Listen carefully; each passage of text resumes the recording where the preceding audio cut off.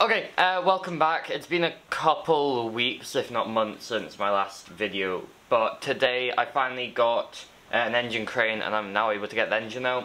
I've been stripping down the engine bay over the past couple months. Now it's pretty much clean just to get the engine out.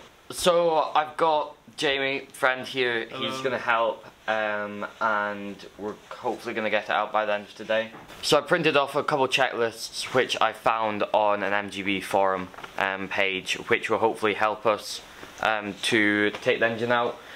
Because most of the engine bay is already disassembled, quite a lot of it doesn't apply to me, but we're gonna give it a shot and just see how it goes. Okay, so the first thing we have to do is drain all the oil out of the bottom of the engine and the gearbox. There's no oil coming up on the dipstick, but I'm still just going to take out the drain plug and see if there's any oil in the engine, and then I'll go on and do the gearbox. So once you've got the transmission drain plug out and you've drained the transmission, what I've done is I'm trying to take off the clutch slave cylinder here. I've got a slight issue where this like pin doesn't want to come out, but I've been letting it soak in WD-40 and I'll give it another shot now. I've got the speedo cable here that runs up to the dashboard. That's just popped out of the hole back there where it's in, and you just unscrew the bottom.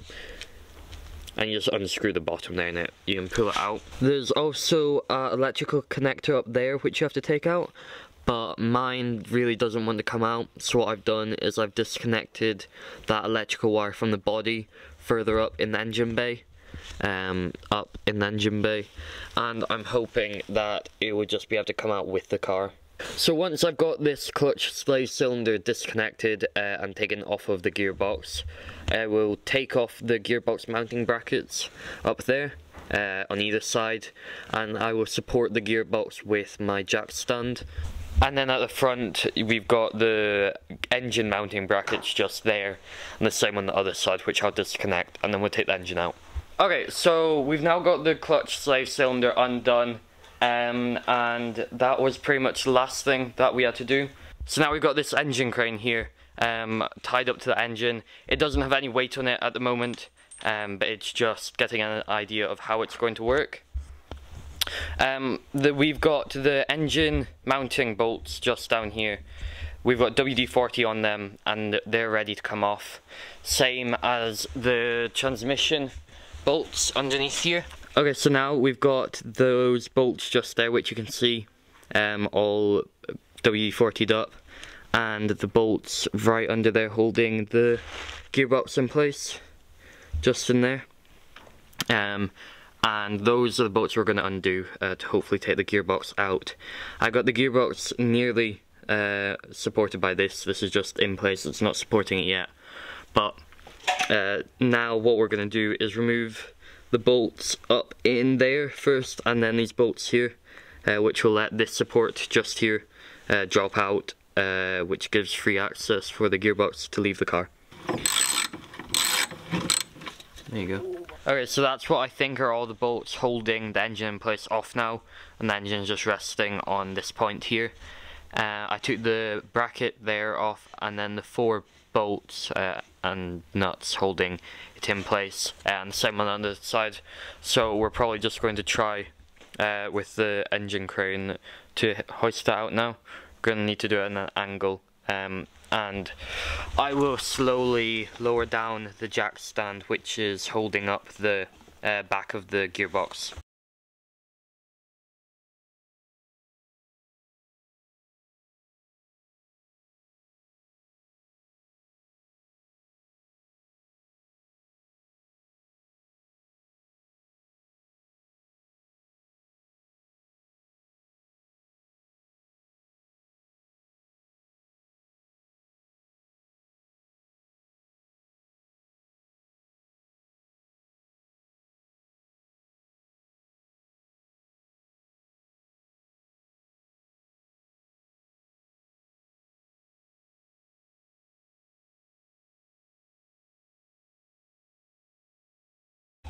Okay, and there we have it, the engine out of the GT. It was a bit touch and go at times getting it out, as you would have seen. First time ever taking an engine out of a car, and we are no mechanics in any sense, so happy I got it out. There was a bit too much of an angle halfway through getting it out, and we saw it wasn't going to get out, so we just attached that rope and brought the back end up a little bit. But now we've got it out, I will probably take it through to the workshop so it can get cleaned up and rebuilt. I still don't know what order I'm going to be restoring the whole of this car in. I've still got to find somebody to teach me how to weld. But right now I think I might get started on rebuilding the engine, or I'm going to start stripping down the suspension and bring it back to a totally bare shell. Now that the engine's out, I can finally get all this wiring out of the way and all these plumbing and everything. Get all that done so it's a completely bare shell for welding.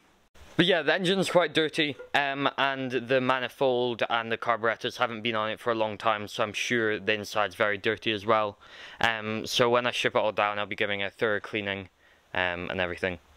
But now I've got to work out how to get the engine through to the workshop, which is out there, around there, and through there, which isn't the best, but I'm sure we'll figure something out. Okay, so with the engine being out, that sort of wraps up this episode. I know I haven't uploaded in quite a while. That's because I've been waiting to get the engine out before starting work on anything else. It'll probably be a month or so until the next video. I'm not really working on the car that much.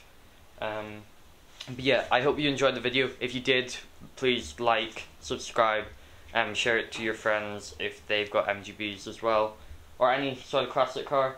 But yeah, until next episode, thanks for watching.